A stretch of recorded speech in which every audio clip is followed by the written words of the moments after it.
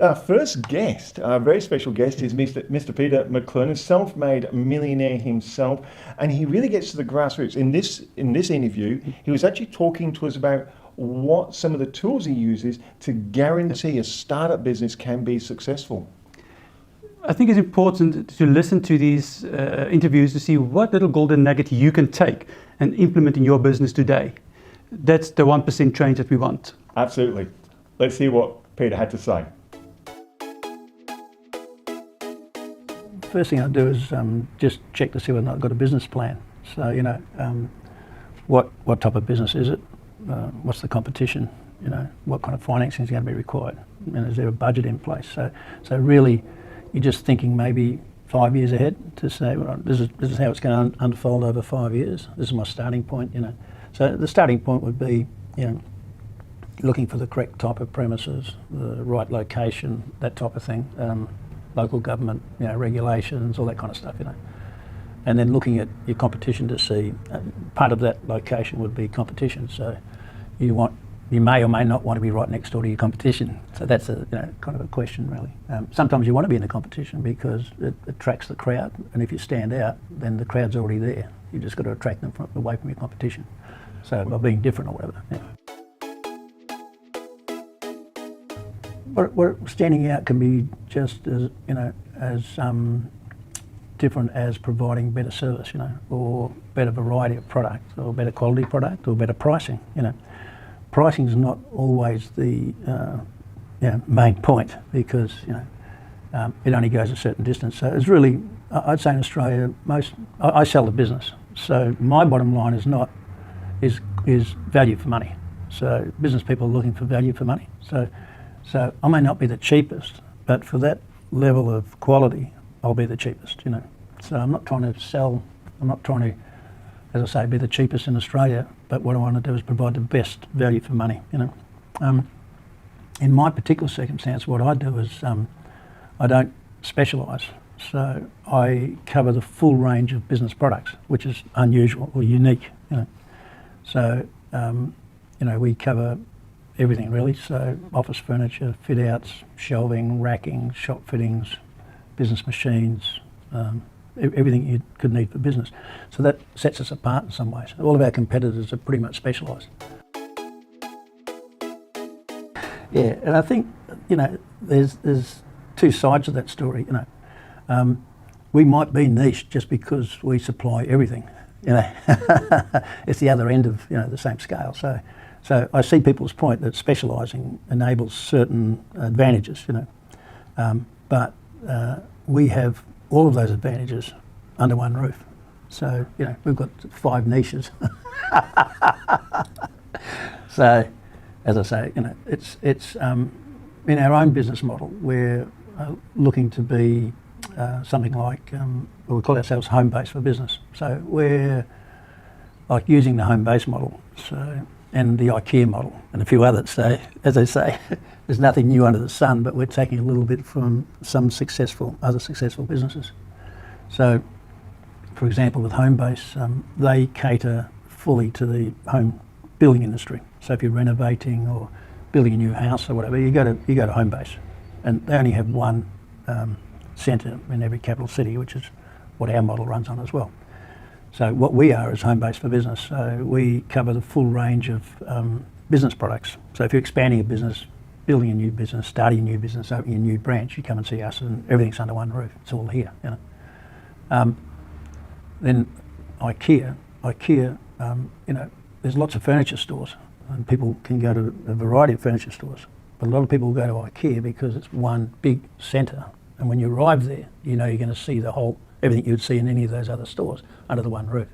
So we're not trying to be an Officeworks, for example, with a store on every corner. We want a single large, what we call we don't call it a showroom, we call it a product selection centre, that attracts business people from all over the metropolitan area, because when they get here, they know they can see that any product that they want for their business is going to be available. Yeah, as I say, there's nothing much new under the sun. Most of it's been done before.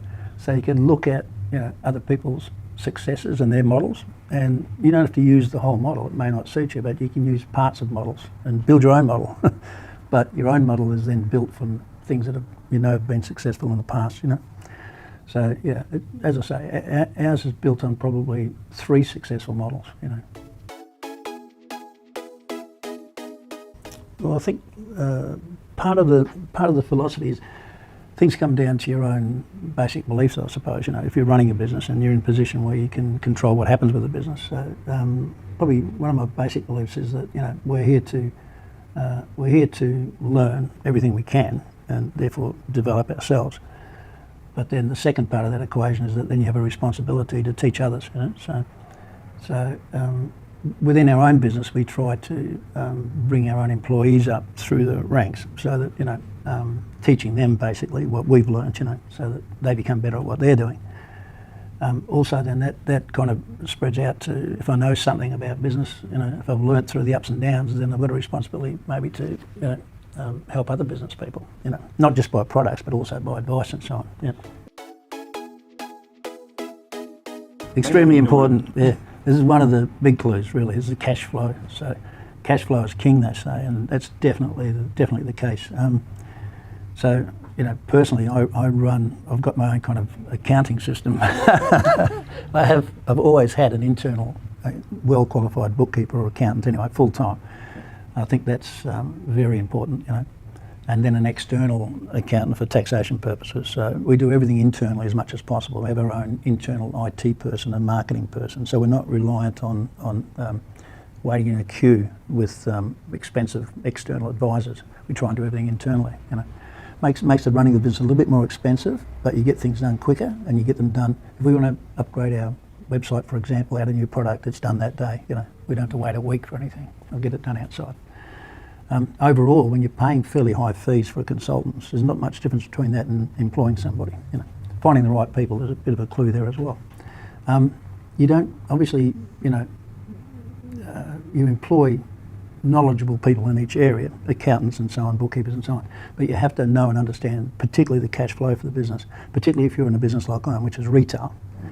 So I run a sheet that I update it daily, so it's like a live bank account. So every morning, so it's forecast 6 months ahead. so it's an Excel spreadsheet. Yeah. It's only 3 columns wide, So the first column is the date, second column is the description of the transaction, and the third column is the dollar value. Right? So every week, so it's broken up into weeks. So I've got a forecast income that I expect based on history, most recent history. What I expect the turnover is going to be each week, or income. Yeah. So what you start with really is the bank account balance every morning. So so this is live. Every morning? Every morning, yeah. So you check the bank account and you put the new bank account balance in the top. So that's your starting point each day for the rest of the week. So, it starts Monday to Sunday, basically. We open on Saturdays, You start with the bank account, whatever it is, say Monday morning.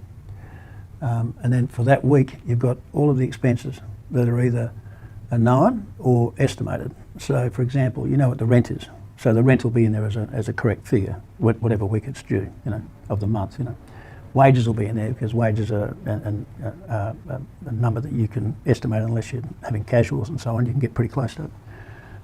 What might be a variable is that might be the week where you pay the electricity. So that's a variable. But you can estimate based on history what you think that might be. So some of the figures in there for the week, all of the outgoings are in there for that particular week. Anything must be paid that week. And so you have a positive starting figure, which is bank balance. Then you have all negatives, rent, wages, electricity, water, IT, blah, blah, blah, blah, advertising and marketing. And then you get to another line, which is your estimated income for the week. So now you've got your bank account, your outgoings, your estimated income, and then a new balance for your bank account starting the next Monday morning, all right? So on you go week after week. Now you get some extraordinary expenses that you need to enter when they arrive. You get a bill that you've got to pay in 14 days. It's an extraordinary bill, but you put it in 14 days' time to be paid. So really you're forecasting live forward. You can see in 6 months' time what your bank balance might be if everything goes, close to what's anticipated. Yeah. And I upkeep that every morning. So.